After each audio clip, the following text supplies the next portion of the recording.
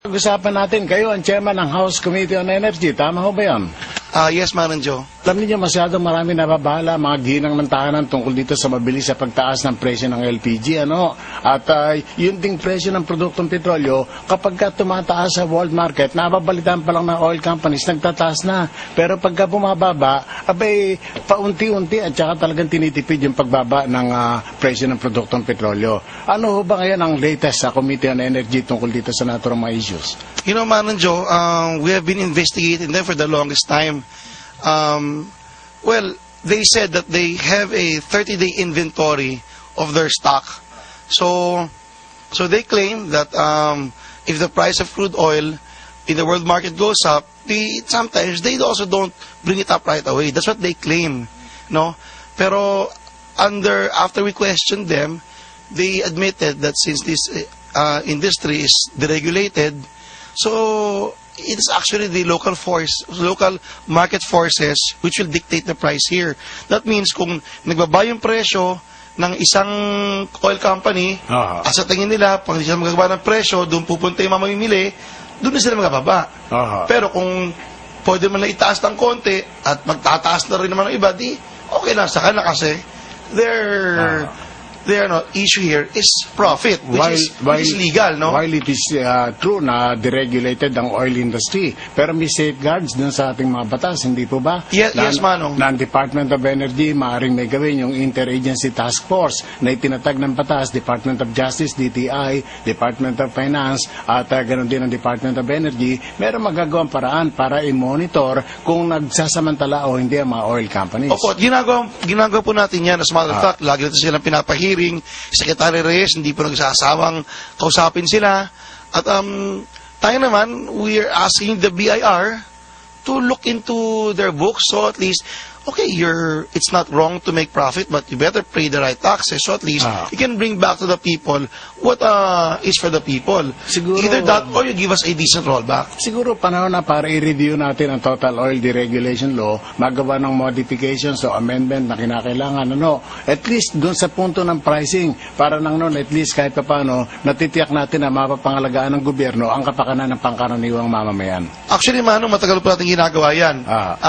Sa ngayon, sa pagsusuri natin, pag-aaral at ayon sa ating mga galing na resource persons, there are two sides of a coin. Okay, if we say we will go back to industry which is regulated, we can control the price. No? But at what expense, Manang Joe? The government will have to come up with funds in billions of pesos to subsidize this industry. Parang OPSF. Manong, where will we get these funds? If we do it now, do we realign already designed funds in the national budget for this? Yung bridges, kalye, school buildings sa probinsya, do we babawasan ba yun para ilagay dito?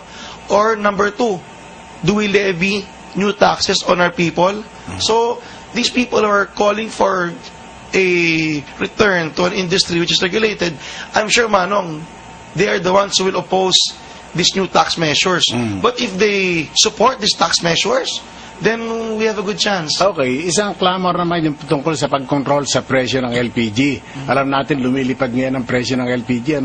Dati-rati kung magtaas, 50 centimos bawat kilo. Ngayon, 4 na piso, 4.50 bawat kilo. Medyo nakababahala ito, Congressman Mikey. Ano bang findings ng Committee on Energy tungkol dito?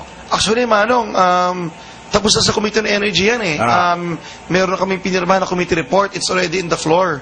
Gagawa kami ng LPG law. At makokontrol natin sila to a certain extent at mabantay natin sila alam nyo, minsan yung mga LPG distributors, nag-ibenta sila ng LPG, hindi man eksakto po yung container, hindi naman punong-puno. Marami silang palusot na ginagawa na ating pinag-aralan. This will all be addressed in the LPG law, which we will take up in the lower house. So, meron na isang panukalang batas tungkol dito sa LPG. Tapos na po sa Committee on Energy, tapos already signed yung committee report. Dati pa po, I think several months ago. So, it's in the floor. Okay. So, maraming salamat dito sa naturang mga paglilinaw, Congressman Mikey. I should thank you, Manang Joe. Thank you, Karen. Saka, thank you to everybody po. Again, for me,